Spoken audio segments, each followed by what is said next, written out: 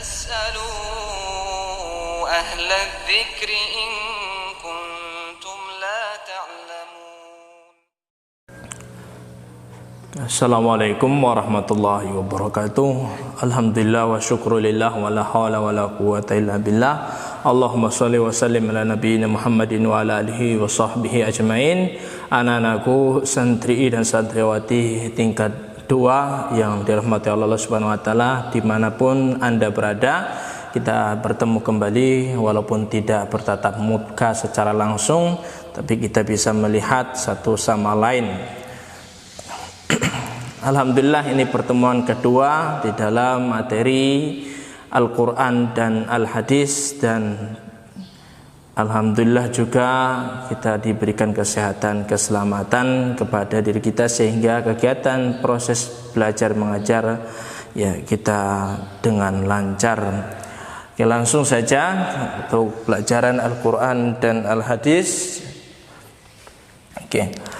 Pada kesempatan kali ini kita membahas tentang hukum qalqalah. Ya, kita sering baca Al-Quran, mungkin Anda semuanya, anak-anakku sudah belajar qalqalah, baik itu secara teori ataupun secara praktek. Tapi karena ini masuk ke dalam ya kegiatan belajar mengajar dan sudah termasuk kurikulum, kita belajar kembali.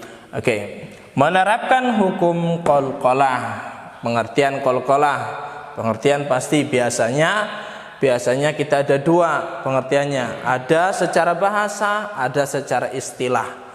Qalqalah secara bahasa berarti bergetar dan bergerak, atau bergerak dan bergetar. Adapun secara istilah membunyikan huruf-huruf tertentu yang keluar dari makharijul huruf, yang keluar dari tempat keluarnya huruf, dengan menambahkan suara pantulan yang kuat dan jelas. Kapan? Ketika huruf-huruf tersebut waqaf atau sukun. Waqaf, ada waqaf asli yang berada di akhir ayat ya, ataupun nanti kita belajar tentang tanda-tanda waqaf. Ada yang qala ya, ada yang seperti ini qala, ada yang shala, ada mim, ada ja, itu ada fungsinya semuanya ya. Maka kita lihat kalau ternyata ya dia bukan di akhir ayat, dia bukan di akhir ayat, maka mungkin ada ya, ada tanda-tanda seperti ini. Pas kebetulan huruf tersebut adalah huruf qalqalah, maka dia berhenti di situ. Ada ketentuannya, yaitu dipantulkan. Ataupun nanti ya ternyata dia bersukun di dalam kata, ya bukan di akhir ayat tapi masih dalam kata, maka dia pun dipantulkan. Oke. B, huruf-huruf qalqalah. Huruf qalqalah cuma ada 5, gampang untuk dihafalkan. Ba, ja, da, toko. Kalau dalam ilmu tajwid nanti ada kutubu jaddin ya, tapi kita gampangkan saja baju di toko. Ya, kita hafalkan baju di toko. Kalau ternyata ada huruf-huruf ini dalam keadaan sukun mati, maka kita pantulkan. Oke, lanjut. C, pembagian qalqalah. Oke, qalqalah terbagi menjadi 2. 1, qalqalah sugro, yaitu qalqalah kecil, yaitu huruf qalqalah yang sukun berada di tengah kata. Berada di tengah kata itu kalau qalqalah sugro. Contohnya yadkhulu ya, ini da bukan ra, yadkhulu ya. Kemudian yang kedua adalah qalqalah kubra, yaitu besar. Huruf qalqalah yang sukun berada di akhir kata atau ayat dalam keadaan waqaf ya, waqaf berhenti. Apa perbedaannya antara yang kecil dan yang besar? Pertama, letaknya. Letaknya kalau yang qalqalah sughra itu berada dalam kalimat, masih dalam kata, bukan di akhir kalimat ataupun di akhir kata. Adapun qalqalah kubra itu berada di akhir ayat, sudah mentok di ayat terakhir, ataupun nanti seperti yang di pengertian tadi, yaitu berhenti ataupun waqaf, bukan dalam akhir ayat tapi ada tanda-tanda waqaf dan kebetulan ya di situ adalah huruf qalqalah, maka itu termasuk qalqalah kubro.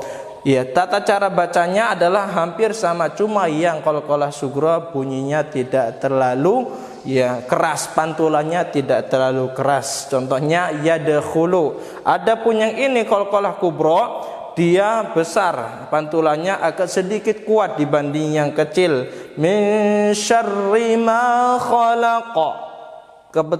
Kelihatan ataupun kedengaran huruf qaf di akhir. Min syarri ma khalaqa. Ada nanti pembagian masih masuk ke dalam qalqalah kubro, yaitu sukun ataupun waqaf dan huruf qalqalah bertasdid. Contohnya di dalam surat Al-Lahab. Abi lahabiu watab.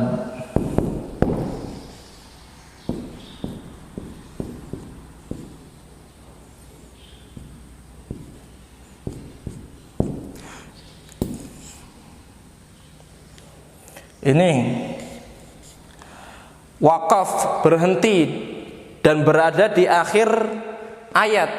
Ada kasus ternyata huruf qalqalahnya ini bertasdid, maka ini termasuk di qalqalah kubro, tapi tata caranya berbeda, tata cara bacanya berbeda. Kalau yang ini langsung min syarri ma khalaqa. Tapi kalau dia bertasdid dan berada di akhir ataupun nanti ya dalam keadaan wakaf, kalau lihat nanti ya wakaf seperti ini, tanda berhenti seperti ini, ternyata huruf ya qalqalahnya kasusnya sama, ada tasdid di atasnya, maka bacaannya adalah seperti ini. Tabbat yada abi lahabin wa tab. Agak ditahan sejenak, habis itu baru dipantulkan. Ulang. Tabbat yada abi lahabin wa tab. Ya, monggo dipraktekkan nanti di rumah. Oke, selanjutnya cara baca huruf qalqalah. Ternyata ada dua cara ataupun bunyi ya huruf qalqalah ketika dipantulkan. Yang pertama bunyinya jadi o, yaitu huruf to dan ko. Contohnya ato, ako, ya ato, ako. Kemudian kalau bunyinya jadi ada ba, ja, ba dan ja. Abe, ya, bukan abe, abe, ade, aje, ya. Jadi ini bunyi ketika huruf qalqalah dia berada dalam keadaan sukun, baik itu sukun asli ataupun dia berada waqaf di akhir ayat ataupun waqaf karena tanda-tanda waqaf, maka bunyinya ya seperti ini. Walaupun nanti di sana ada yang membaca, mungkin ada pendapat lain yang ketika huruf qa dia berada di akhir ayat kemudian kondisinya adalah dhammah.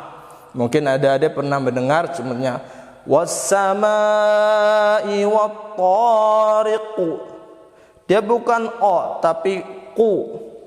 Ya, mungkin ada yang seperti itu, ya, tapi pada asalnya adalah seperti ini. Qa dan ta ketika sukun ataupun dia dalam keadaan waqaf maka bunyi pantulannya adalah o. Adapun ba, da dan ja maka bunyi pantulannya adalah menjadi e. Wallahu taala alam. Ini anak-anakku rahmatullah subhanahu wa taala. Insyaallah kita akan lanjut pada pertemuannya akan datang. Billahi taufiq wal hidayah. Wassalamualaikum warahmatullahi wabarakatuh.